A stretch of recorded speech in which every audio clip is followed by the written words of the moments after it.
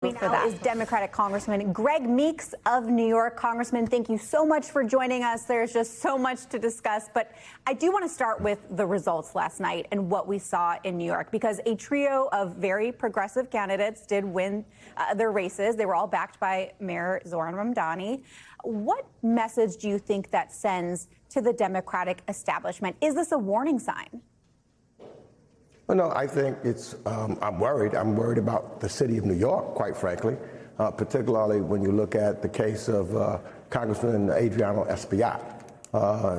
He is a significant member on a very important committee called the Appropriations Committee, of which I would hope that the mayor will work with those on the Appropriation Committee and, of course, Leader Jeffries, because that's how we get resources back to New York. By losing him on that committee, which we probably would not get to replace anybody on that committee, it overall hurts the city of New York as we try to fight to make sure that we get more affordable housing, as we try to fight to make sure people have health care, as we fight for the funding of to make sure that we're bringing and making groceries more affordable. So all of those things are devastating when you look at the bigger prize of what's taking place for the city of New York. And I would hope that we will have folks that are coming in that are trying to bring people together, because in order to deliver for the people of the city of New York in Washington, D.C., you need to have 218 votes. And if you can't get 218 people to support your bill, then you cannot get anything done, and we're not able to serve the people that we are elected to serve. So I'm looking at the bigger scope of things and what we need to do here in Washington, D.C., and how do we get them done. And I know it's not a one-on-one. It's not the legislative branch is an oversight of the executive branch, but also creates legislation that takes compromise, actually, to pass bills to get the 218, to make something law to have an effect on the everyday lives, the cost of living, housing, food, all of those things. So that's what I'm focused on. You said you're worried. Are you worried that these candidates that are coming in are not going to be able to step up to the plate? Are you worried that they're not going to be team players when they do come to Congress? What are your fears here? Well, the only thing that I can go by is what they have said in the past and what they've said immediately. So that's all I can go by as of now. I don't know what they will say or what they do once they get here. So I am concerned about the words that have been utilized in the past and some of the words that was utilized in the campaign. I'm concerned about dividing the Democratic Party and dividing Americans. I want to be and think that we, once we get in this House, have to be in the business of bringing people together. So from the words of which they have articulated in the past and previously, I am concerned about that if that's what they intend to bring to the House of Representatives. That won't get services and won't deliver what's needed for the people of the districts that they represent and of the city and the state of New York and of the people of the United States of America.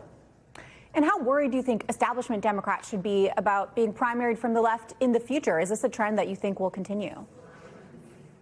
No, I think that what you're looking at actually is, yes, in some deep blue states, it might be individuals are looking at that because those are deep blue states. But those are not the states that we need to win the majority so that we have the power to push forward those values and those items that are important for our people. We've got to be in the majority.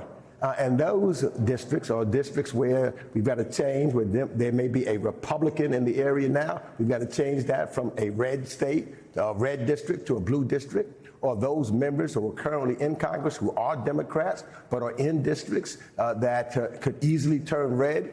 We've got to be able to count the 218 to be in the majority, because if you don't do that, then we will not have any power. We can talk, we can complain, we can yell, but we won't be able to pass anything, and we won't be able to stop some of the egregious bills that hit the floor.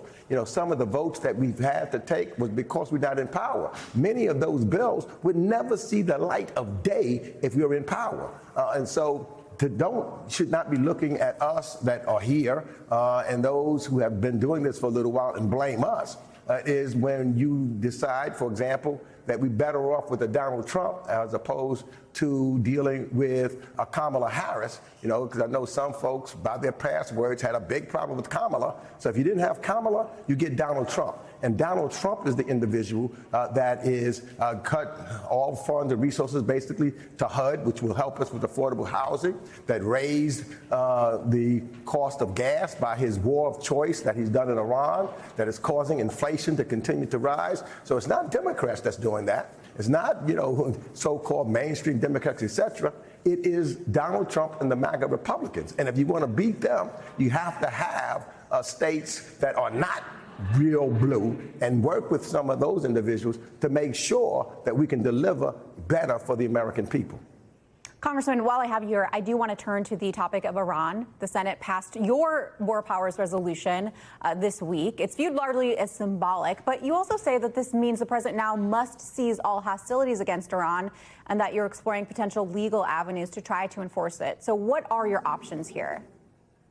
Yeah, we are looking at the legal issues. I'm talking now to the members of the Senate because there is an option based upon the War Powers resolution that has been put forward to where you don't have to get a signature by the president because, again, the legislative branch of government has an oversight of the executive. And so, the executive may try to do, as this president has done, to bypass Congress in every which way that he wants.